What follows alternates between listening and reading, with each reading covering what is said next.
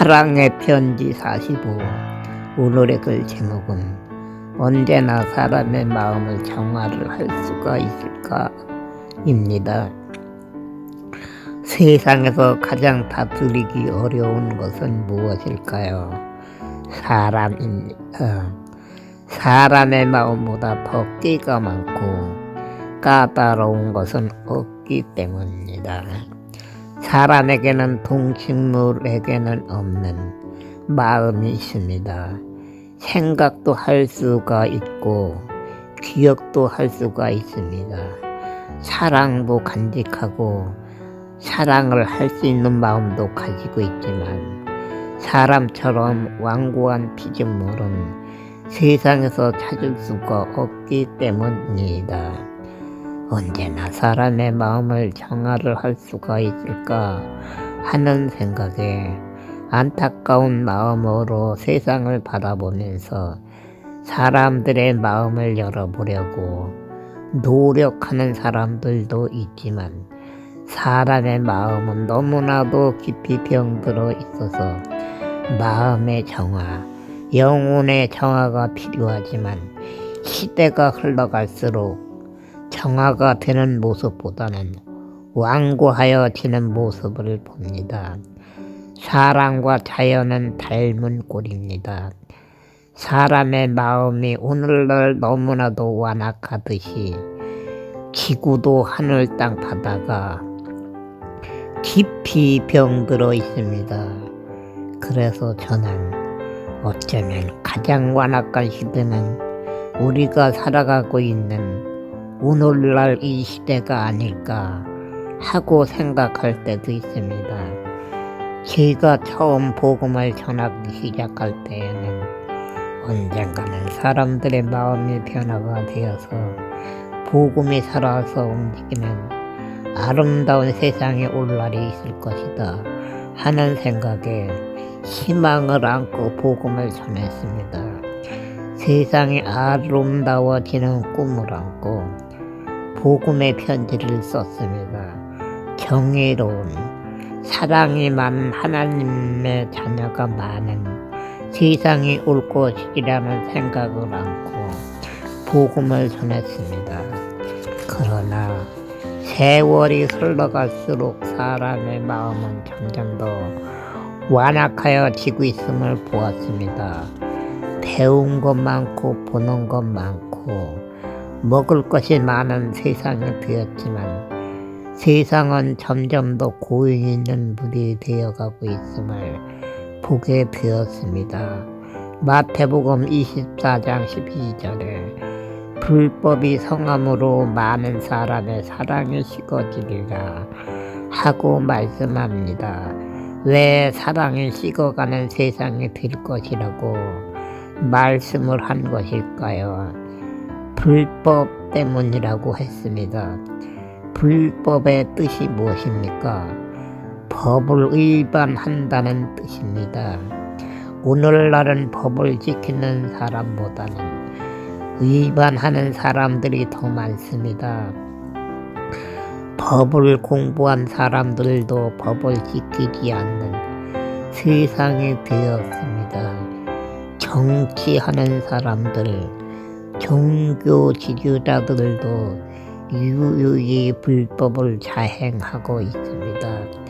배운 것이 많아서 지식이 넘쳐나는 세상이 되었지만 자신의 지식으로 인하여 자신 스스로 무너져가는 양심이 죽어가는 세상이 되어가고 있습니다. 왜 이렇게 혼탁한 세상이 되어가고 있는 것일까요? 예수님 오실 때가 가까워지고 있기 때문입니다. 마귀들이 의거감을 느끼고 사람들에게 좋은 것을 주면서 미혹하고 있기 때문입니다. 사람들이 좋아하는 것은 무엇입니까? 사람들이 마음에 간직하기를 좋아하는 것은 무엇입니까? 욕심축, 욕망입니다. 음란의 마음입니다. 사람들이 죄를 짓는 원인은 높아지려는 욕망과 가지려고 하는 욕심, 음란한 마음입니다. 또 있습니다. 똑똑한 사람도 자신을 잘 모르면서 살아가고 있습니다. 오늘날 사람들의 문제점은 잘못을 하면서도 자신의 잘못을 알지 못한다는 점입니다. 죄를 인지하지 못하면서 살아가고 있다는 점입니다. 자신의 잘못을 모르기 때문에 회개할 줄 모르는 세상이 되어가고 있습니다. 마음이 둔탁하여 속마음을 회개하지 못하는 세상이 되었습니다. 예수님도 세례 요한도 회개하라 천국이 가까웠느니라 하고 복음을 전했지만 회개를 잘하지 못하는 세상이 되어가고 있습니다.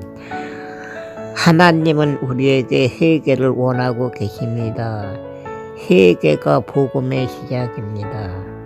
그러나 세상은 하나님의 원하시는 대로 회개하는 세상이 아니라 불법이 성행하는 세상이 되어가고 있습니다.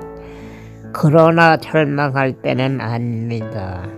불법의 마음을 사랑의 마음으로 바꾸어 가면 정화를 할 수 있습니다. 하나님은 오늘도 은혜를 우리에게 계속 부어주시고 계시기 때문입니다. 혼탁한 지구를 향하여 태양이 계속 에너지를 보내고 있는 것처럼 하나님의 사랑을 사마리아 땅끝까지 전하는 하나님의 자녀로 살아가면 됩니다. 하나님은 아들을 우리에게 주셨습니다. 완악한 시대지만 예수를 믿는 사람은 구원을 받습니다. 우리의 마음을 정화할 수가 있습니다.